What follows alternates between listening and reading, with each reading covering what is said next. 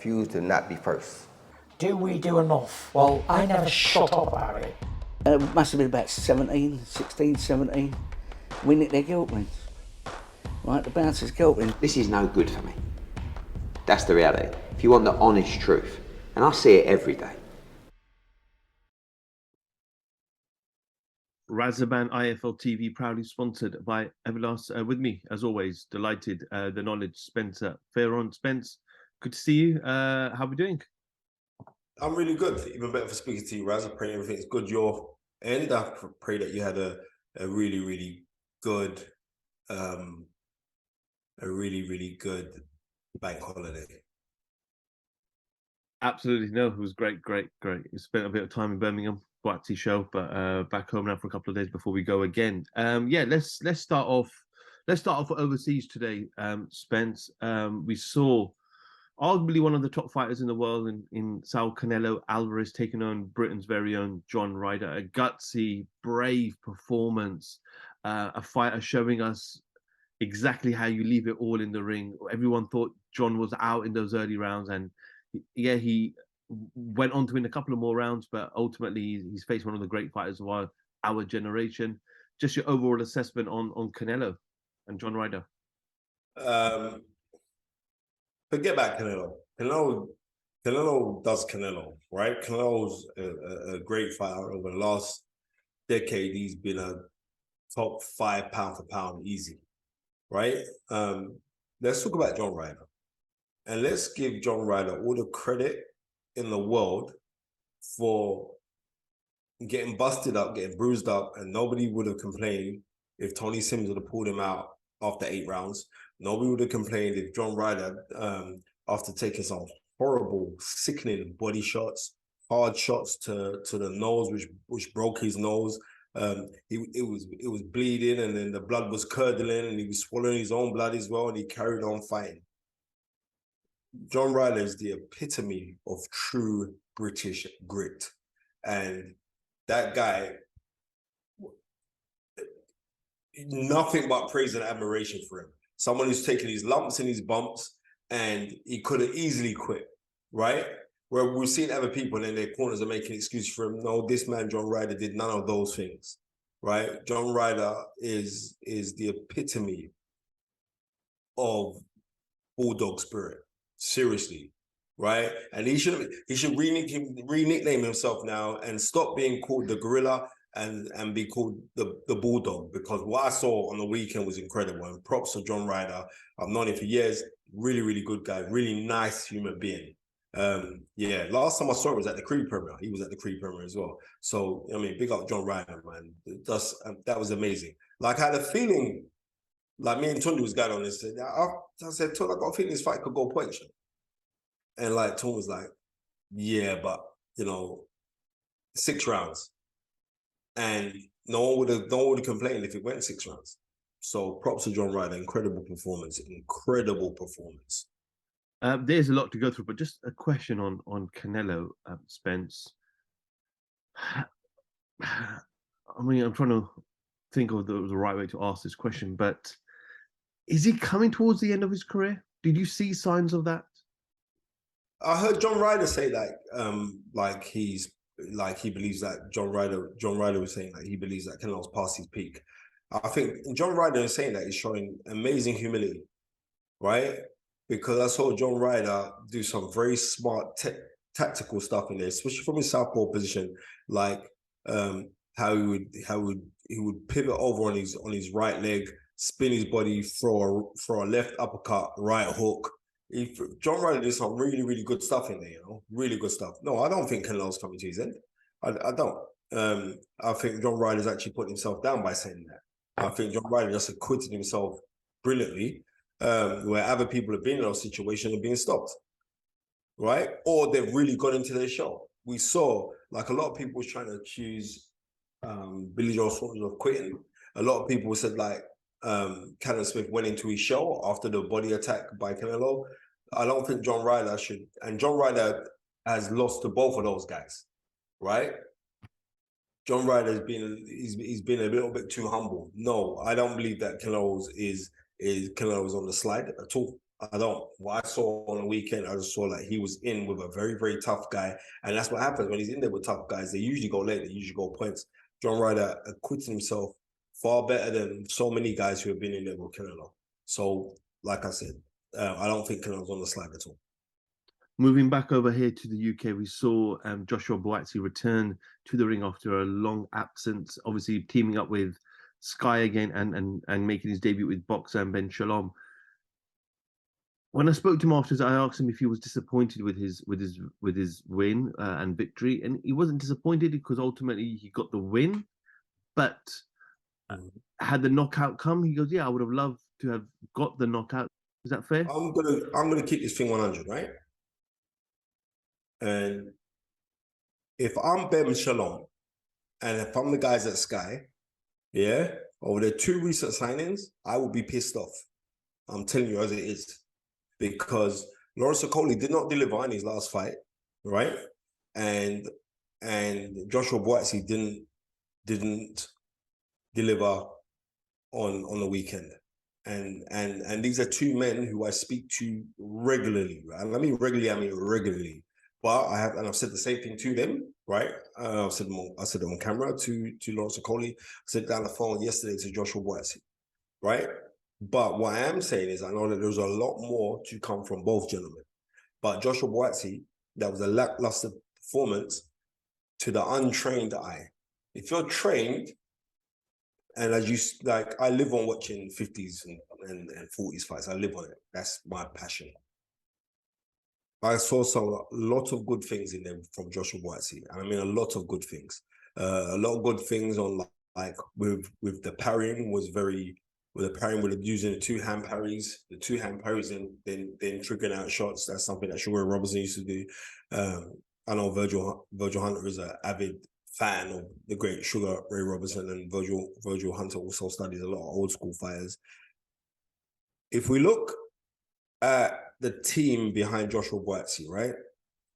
Joshua Buatsi now is learning at a high octane level of professional boxing with Virgil Hunter. Virgil Hunter has never been that aggressive, man. Go out there and knock this guy out kind of guy. It hasn't been. It's always been technical. Look to find the shots. Look for openings. Create openings. Stab to the chest with the jab. Come over the top with the right hand, then follow through the left hook, then be back on your jab. Right? Catch, you know what I mean?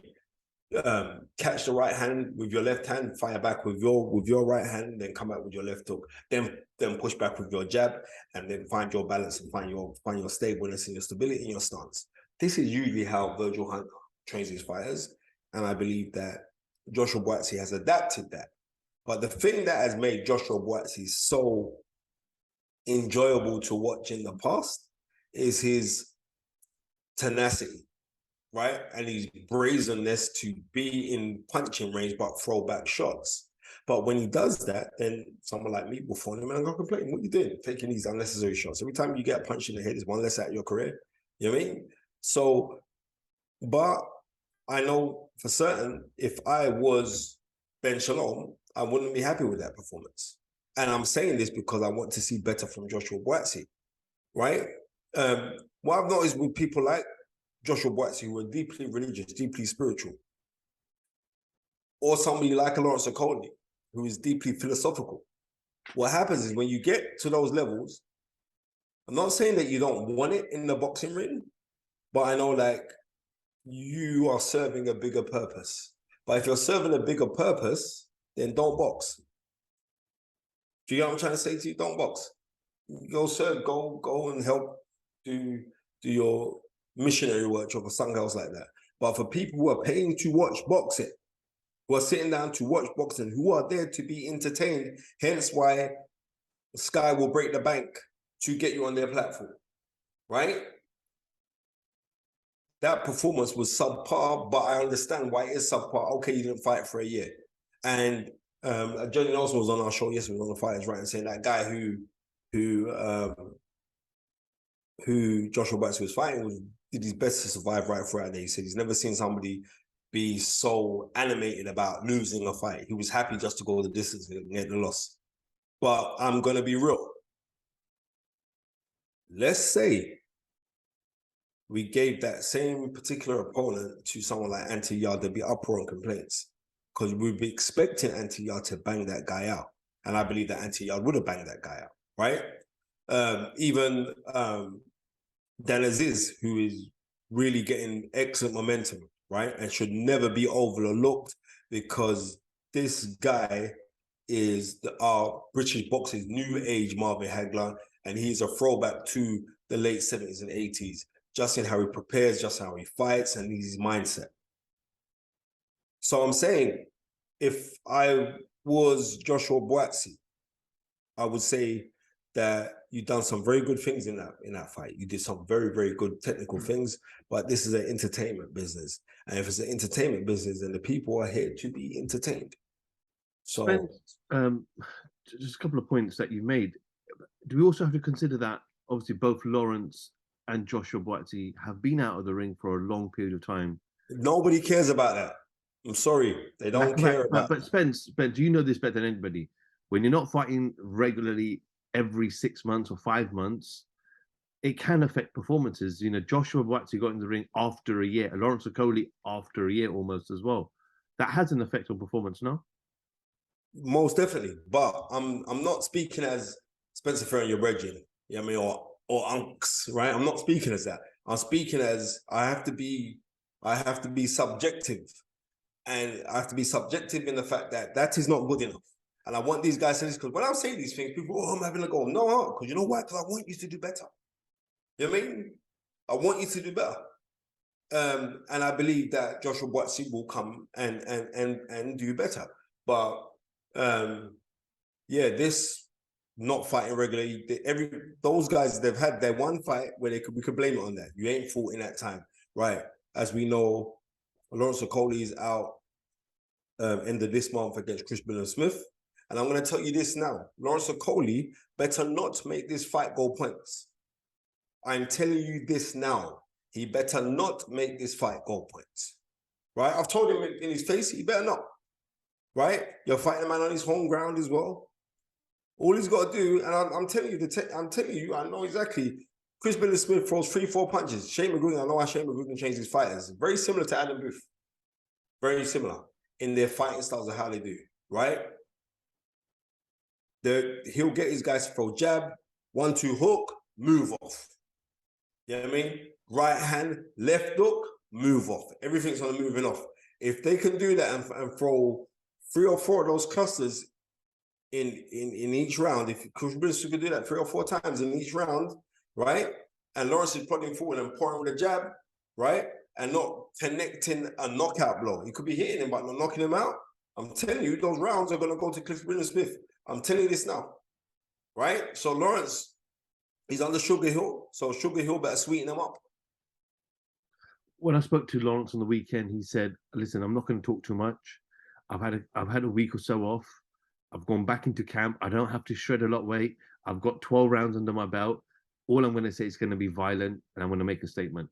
Is that what you want to hear from Lawrence? Yeah, 1,000,000%. That's what I want to hear. Right, 1,000,000%. That's what I want to hear. And I hopefully when he said it, I didn't see the interview. Hopefully when he said it, there was conviction and he means it. Yeah, and trust me, I'm telling you this now. Before I was looking at, this is a foregone conclusion kind of fight. But I am telling you now that Lawrence Okolie better put in that work. Because I know that Chris Smith is coming in to put that work in. I spoke to Ben Chilom after the Joshua Buatsi's performance and I said, what's next for Joshua? And he said, listen, we want nothing else. We want the big fights. I said, give me the names. Who are they? They want the Anthony Yarde fight next. Big fight. Stop for a second. Listen. Tell them to stop calling Anthony Yarde. Right? I'm going to keep this thing 100.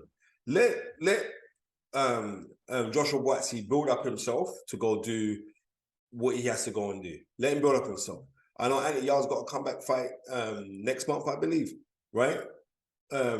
Let them build to go get that fight. When they say we want that fight next. Has Ben Shalom got any rights to Anthony Yarde? Last I heard, Babatunde Ajayi was his manager and he's got a promotional contract with Queensbury and Frank Warren. So when they're saying like, obviously, and this is no disrespect to Joshua Buatsi, in that situation there, Anthony Yarde is a star. Irrespective of him coming second best in his last fight against Beterbiev, right? Yarde'S the star, right? So boxing ain't just about getting in the ring and fighting and doing it. You got to bring something, right? Now, let's just be real. You got Sky TV, which is a massive platform, but what else are you bringing to the table? What?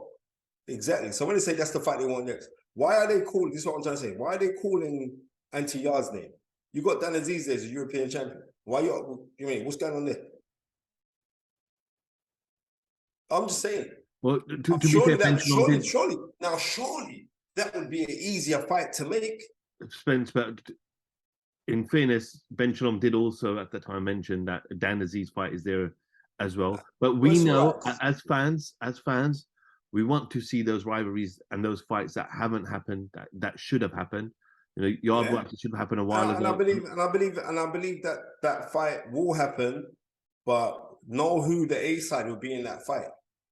And the A side would actually be Yarde in that fight.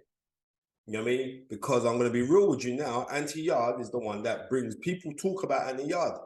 We come back on the next, like I was there, the next day, no one weren't talking about Buatsi. Was anybody talking about him? And if they were talking about him negative. I'm just being real. You know what I mean? And that's not slant on Joshua Buatsi before people want to try to twist up anything. I'm just being real. Let's move over to the heavyweight division. Spence, I know you've got some good relationships there with the Fury camp. You've got good relationships with Anthony Joshua as well. It looks like he's not going to fight this summer. Eddie Hearn wants him to fight. I'm not sure whether that's them just saying it, but looks like Saudi Arabia could actually happen. He's been open about it. He's done some written interviews as well. I spoke to your man, Derek Chisora, and he said, forget the summer fights. I don't know if you saw the interview. Forget the summer fights. It's big fights, £150 million or dollars each for each fighter if they fight in December. Just your overall opinion. I hope that they do happen. I would have loved to have seen the fact that Anthony Joshua and Deontay Wilder, if they got on, there'd be some form of world title there. I can't see Usyk and Fury happening in December. Like, you know, that you saw our interview that we did with John Fury. So I can't see that happening. But I sit down, sometimes getting a little bit bored of this kind of thing, to tell you the honest truth. It is. It's like I'm getting bored. Of it. Especially like I cannot think back to the heavyweight division where fights have not happened, right? Because from when me growing up and watching, like clearly right throughout late 70s, 80s, the fights that were meant to happen, they happened, right? So, especially like with Saudi involved as well, Skill Challenge, Amir, Prince Khalid, Derek Chisora, make this thing happen, bro. Right, that's what I'm waiting for. And I just can't, I'm just gonna be real with you. I cannot see it. I can't see Fury Usyk happening. But I could see Deontay Wilder and Anthony Joshua happening, but I can't see Usyk and Fury happening.